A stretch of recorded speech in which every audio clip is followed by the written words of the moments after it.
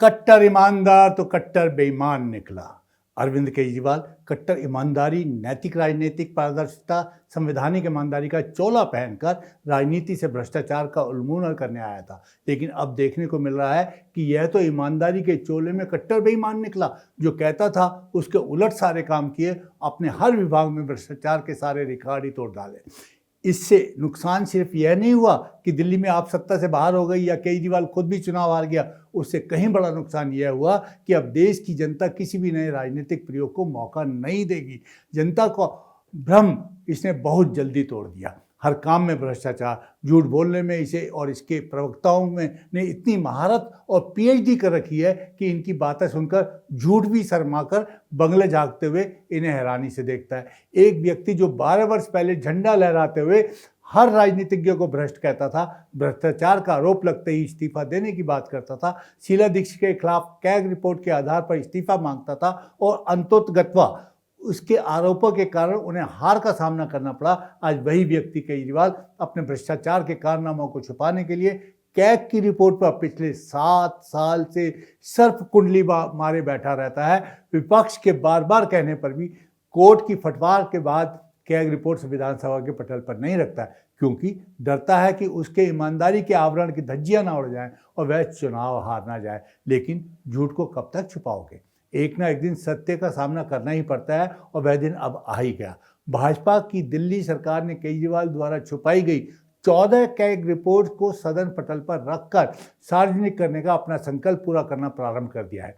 शराब नीति की एक रिपोर्ट तो कल विधानसभा पटल पर रख दी गई और बाकी 13 भी विधानसभा के इसी सत्र में रखी जाएंगी। एक ही रिपोर्ट के बाद इतनी व्याकुलता और झूठ बोल रहे हैं, और जब सभी 14 रिपोर्ट सार्वजनिक होंगी तब इनका और इनके चमचों का क्या हाल होगा। कल पूरी शाम केजरीवाल के सभी चमचे इस बात को मानने को तैयार नहीं थे कि शराब पॉलिसी में कोई भ्रष्टाचार हुआ। उनका कुतर्क था कि यदि राजस्व बढ़ा है तो भ्रष्टाचार कैसे हुआ। इस मूढ़ बुद्धि पूर्व IRS अधिकारी से कोई पूछे, राजस्व और भ्रष्टाचार एक चीज नहीं होते। एक के पीछे एक बोतल मुफ्त देकर आप अपनी बिक्री और राजस्व तो बढ़ा सकते हैं, लेकिन भ्रष्टाचार को कैसे खत्म कर सकते हो? आपने थोक व्यापारियों को रिटेल में आने क्यों दिया? आपने शराब के निर्माताओं को थोक व्यापार करने क्यों दिया? आपके व्यापारियों का कमीशन 5% से बढ़ाकर 12% क्यों किया? चुनिंदा कंपनियों को प्रोत्साहन क्यों दिया? और इसकी जड़ में भ्रष्टाचार हुआ। इसका जवाब आप या आपका कोई प्रवक्ता क्यों नहीं दे पाता? यदि आपने कुछ नहीं किया तो इसी केस में आप जमानत पर बाहर क्यों हैं? जेल में क्यों रहकर आए? इन सब सवालों के घर में बहुत कुछ निकलने वाला है। अभी तो एक ही फाइल खुली है, आगे आने वाले दिन 2-3 दिन में सारी फाइलें खुलेंगी और जो खबरें आ रही हैं उसके बाद आप कहीं मुंह छुपा कर नहीं पाओगे। कहा जा रहा है कि शीश महल पर स्वीकृत राशि से 342% अधिक खर्च किया गया। उनकी पत्नी सुनीता केजरीवाल, जो सरकार में कुछ नहीं है, उन्होंने हस्ताक्षर कर कुछ चीज़ें अप्रूव कर दी। करोड़ों रुपए दिल्ली की जनता के साज सज्जा पर बर्बाद कर दिए, जिसका खुलासा रिपोर्ट आने पर होगा। इसी प्रकार सुनने में आ रहा है मोहल्ला क्लिनिक में घोटाला हुआ, DTC की बसों में घोटाला हुआ, जल बोर्ड में घोटाला हुआ, स्कूल के कमरे बनाने में घोटाला हुआ। आपका 2 साल का बिजली का बिल 41.5 लाख रुपए आपके घर का आया है।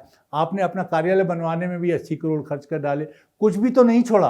और अब आपके जीते हुए विधायक इन्हीं घोटालों को छुपाने के लिए भिन्न भिन्न बगैर मुद्दों के सदन बाधित कर रहे हैं, लेकिन सच्चाई सामने आने से वह रोक नहीं पाएंगे, बल्कि आपकी और अधिक बदनामी करवा रहे हैं।